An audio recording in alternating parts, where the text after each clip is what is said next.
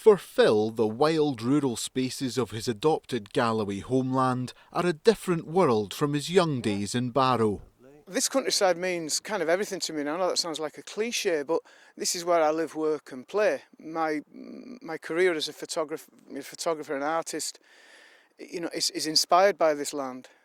We live in the village just down the road, and this is also where we play. These tracks of these roads and the tiny C13, these are where we go for bike rides with the children. So it literally is where I live, work and play. But the award-winning photographer says the local ecology and economy are threatened by plans for a major rerouting of electricity pylons. I think the impact will be catastrophic. I think that's not putting too fine a point on it. Just recently they suggested there's going to be 250,000 heavy goods vehicle journeys to create this new pylon route.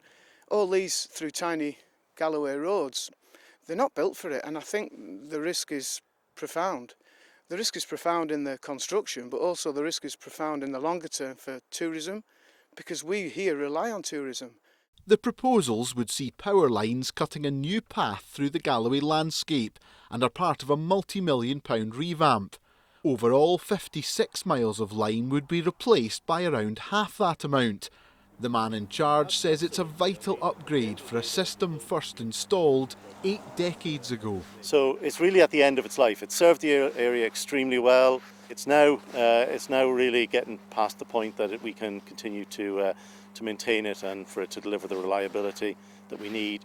So really we need a transmission system in this area that's suitable for the 21st century and not one that started out in the kind of the first half of the 20th. Campaigners want the new lines to be installed underground, but Spen says that isn't cost effective.